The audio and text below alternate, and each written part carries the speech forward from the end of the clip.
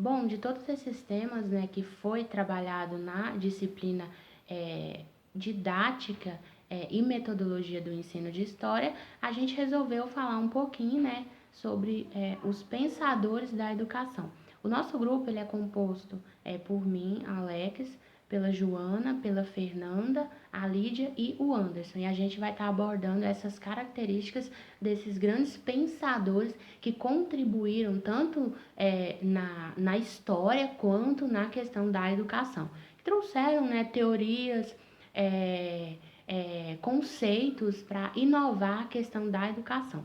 Bom, eu vou estar falando um pouquinho sobre um dos grandes nomes iluministas, que é o Jean-Jacques Rousseau, que ele foi um grande filósofo iluminista e ele influenciou bastante na Revolução Francesa.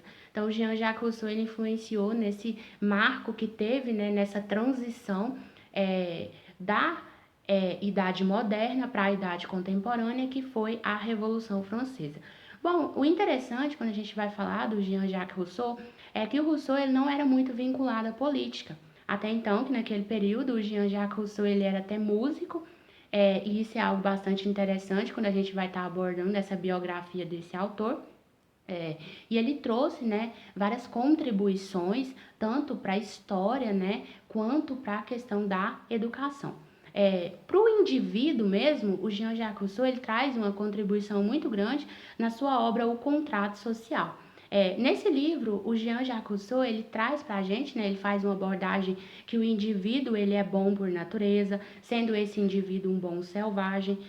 Quando o Jean-Jacques Rousseau ele fala que o indivíduo é bom, que o indivíduo é um bom selvagem, ele naturaliza muito a questão desse homem. Ele fala que o homem ele não é um homem egoísta, que o homem não é cruel. Então ele critica muito a visão de outro filósofo daquele período, que é a questão do Thomas Hobbes. Que o Thomas Hobbes ele traz essa questão de que o indivíduo ele é cruel por natureza, sendo uma das suas frases principais é a questão de que o homem é lobo do próprio homem. Então o Jean-Jacques Rousseau ele critica bastante esse filósofo que foi o Thomas Hobbes.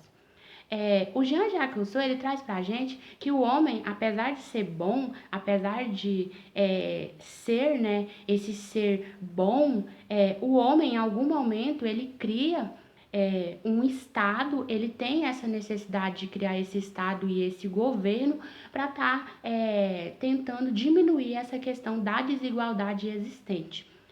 O Jean-Jacques Rousseau ele fala para a gente que ele critica bastante a questão da propriedade privada. Ele aborda que a partir do momento em que o ser humano ele cerca um determinado pedaço de terra e fala que essa terra é dele, ele já é corrompido. Então, Jean-Jacques Rousseau ele critica bastante, né, essa questão da propriedade privada. O Jean-Jacques Rousseau ele não é socialista, ele não é comunista, mas ele traz essa crítica, né, à sociedade privada. O Jean-Jacques Rousseau ele fala para a gente, quando a gente vai analisar essa questão dele, o interessante, né, o bacana disso é que ele fala que o governo que cria essa questão para lidar com essa desigualdade é um governo que é baseado na vontade geral. Ou seja, esse conceito do Jean-Jacques Rousseau ele se vincula muito com a questão da democracia. Então ele bate muito nessa questão. O Rousseau ele fala para a gente que essa propriedade privada ela é responsável pela corrupção do homem. Então, o Jean-Jacques Rousseau ele critica bastante essa questão da propriedade privada. Outro fator em relação ao ramo da educação, em relação ao ramo da didática, é as contribuições educacionais que o Jean-Jacques Rousseau traz para a gente. O Jean-Jacques Rousseau, ele tem uma das suas obras também, que fala da educação, que é a questão do Emílio ou da educação, que nessa obra ele narra, né, um personagem cujo nome dele é Emílio, e ele trata, né, esse personagem desde a sua vida de criança até sua vida adulta. E ele aborda, ele narra e faz essa narrativa desse personagem. O Jean-Jacques Rousseau ele traz para a gente que o homem e a sociedade eles se modificam e ele passa por transformações e modificações ao longo do tempo e que a sociedade ela se modifica juntamente com o homem e que a educação é fundamental para estar modelando esse indivíduo dentro da educação. O Jean-Jacques Rousseau ele afirma que a educação não vem de fora e a expressão livre da criança no seu contato com a natureza. Então ele afirma que a criança, a partir do momento em que ela tem contato com o seu meio, com recursos fora dessa vivência do indivíduo, então ele aprende. Então que esse contato, que essas experiências fundamentais para a aprendizagem da criança. O Jean-Jacques Rousseau ele apresenta para a gente uma educação libertadora, uma educação em que o indivíduo, em que a criança ela é livre, ela pode brincar, ela pode cair, ela pode se machucar, mas a partir do momento em que ela vive essa experiência, ela aprende. Então, o Jean-Jacques Rousseau ele contribuiu bastante no ramo da educação, ele trouxe uma nova abordagem na pedagogia e no ramo da didática. Então, o Jean-Jacques Rousseau, vários pedagogos, vários pensadores da educação se basearam na obra de Jean-Jacques Rousseau e ele contribuiu de uma forma significativa tanto na educação quanto em outros aspectos da sociedade. Bem, a gente está falando sobre os filósofos e eu fiquei com o filósofo Johann Friedrich Herbert. Ele foi um filósofo alemão, foi o primeiro a formular a pedagogia como ciência, com abrangência e sistematização com fins claros e definidos. Bem, a estrutura teórica construída por Herbert se baseia numa filosofia de funcionamento da mente, se tornando duplamente pioneira por seu caráter científico mas também por adotar a psicologia aplicada no eixo educacional. Com essa sua estrutura de pensamento pedagógico, se vincula fortemente às teorias de aprendizagem e à psicologia de desenvolvimento, no qual um exemplo claro disso é o Jean Piaget, que ele segue a mesma linha, o mesmo raciocínio de pensamento. Bem, a mente humana, com base de representações, imagens, ideias ou qualquer outro tipo de manifestação psíquica isolada, ela vem de forma isolada, ele quis dizer que a mente, ela tem uma base, na qual essa base, ela vem através de situações psíquicas isoladas. E, como filósofo, negava a existência de uma de faculdades inativas. Ele não acreditava nisso. Bem, a dinâmica da mente estaria nas relações entre essas representações, que nem sempre são conscientes. Esse processo influencia na teoria psicanalítica de Sigmund Freud. Ele usa a teoria de Herbert para dar continuidade no desenvolvimento psicanalítico que ele criava na época. Bem, uma das contribuições mais duradouras de Herbert para a educação é o princípio de que a doutrina pedagógica, para ser realmente ter a criação da pedagogia na questão científica, como uma ciência. Bem, ele precisa comprovar experimentalmente essa ideia, ela é desenvolvida por Immanuel Kant, surgindo daí a escola de aplicação. Na teoria herbartiana, memória, sentimentos e desejos são apenas modificações das representações mentais. Embora profundamente intelectualista, a pedagogia herbartiana tem como objetivo maior nem tanto o acúmulo de informações, mas a formação moral do estudante. Por considerar a criança um ser moldado intelectualmente e psicamente por forças externas, Herbert dá ênfase primordialmente ao conceito de instrução, na qual o instrumento se alcança nos objetivos através da educação. Bem, sua biografia. Nasceu em Oldenburg, na Alemanha, em 1776. Aos 18 anos, foi aluno de filosofia do filósofo John Fichte na Universidade de Jena. Logo em seguida, trabalhou durante 4 anos como professor particular em Interlaken, na Suíça, período em que conheceu seu amigo Heinrich Pestalozzi. Tornou-se professor na Universidade de Göttingen em 1802.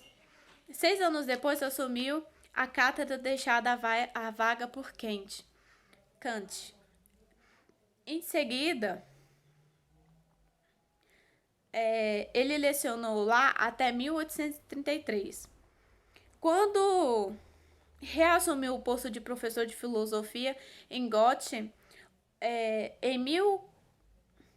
em Königsberg, fundou um seminário pedagógico, com uma escola de aplicação e um internato.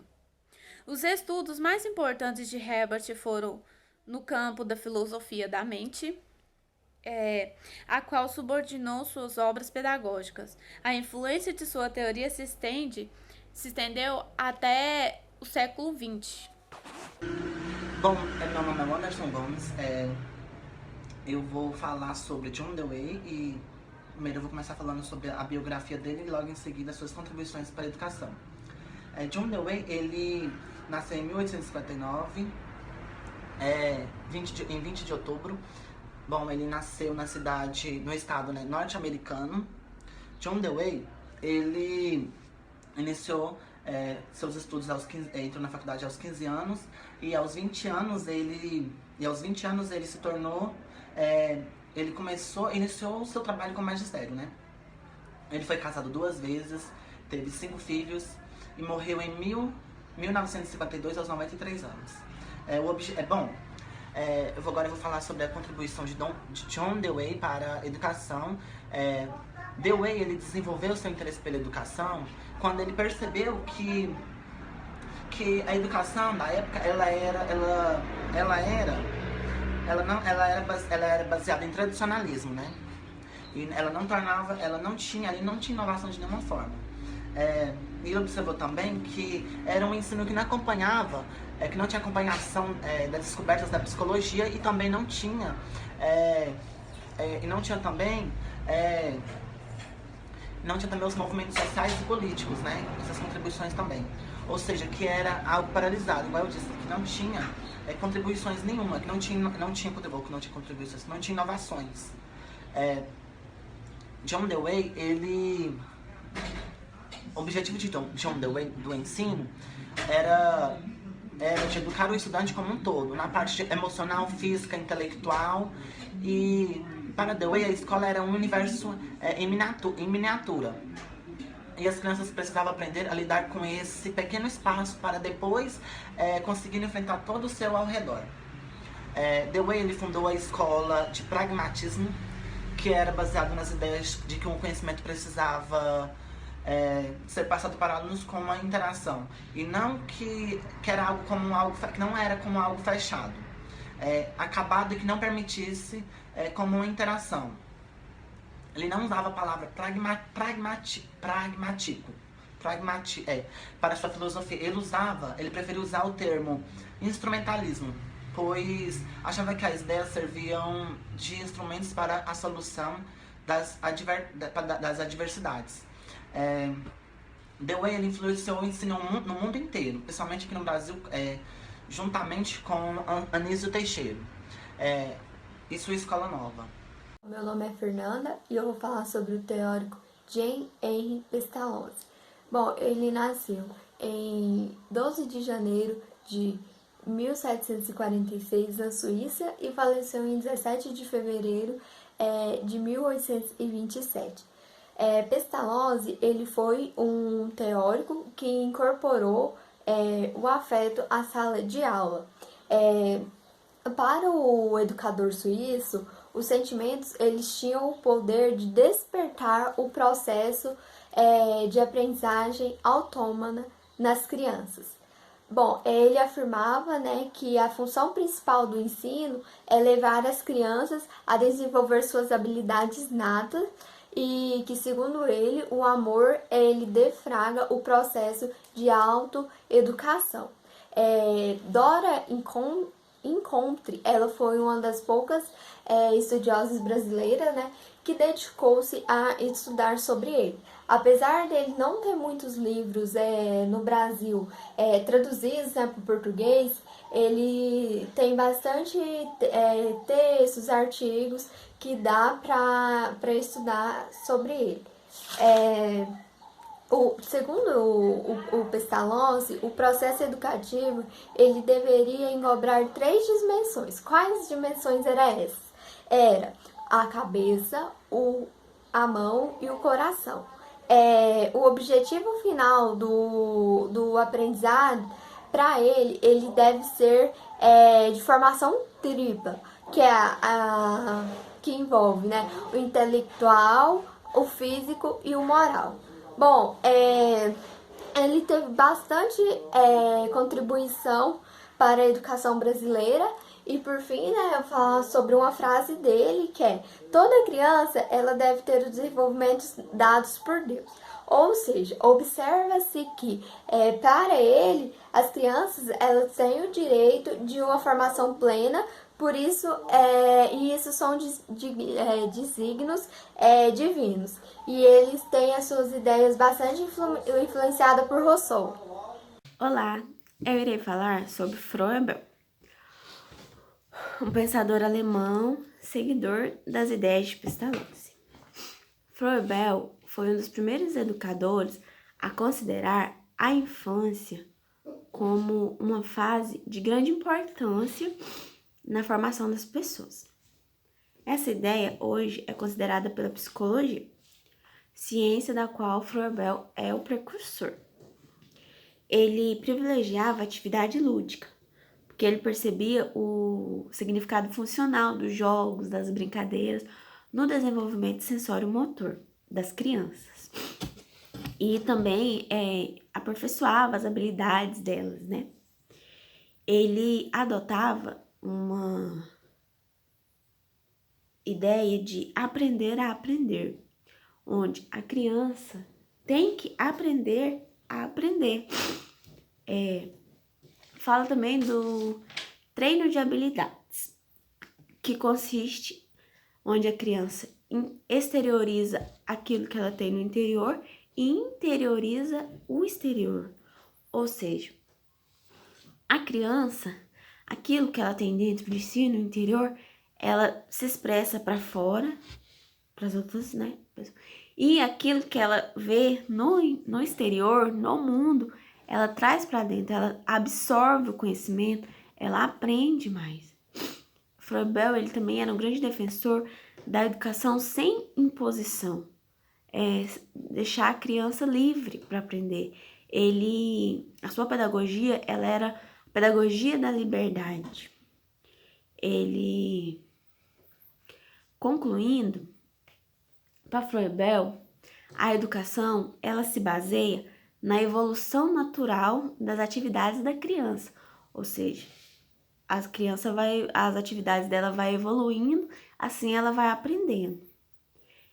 As atividades que são espontâneas, elas constroem um conhecimento mais verdadeiro. O brinquedo é fundamental na educação infantil. E também, para conseguir o crescimento físico, mental e social, ele variou nas atividades construtivas, nos brinquedos que ele criou vários brinquedos para as crianças aprender. E é isso.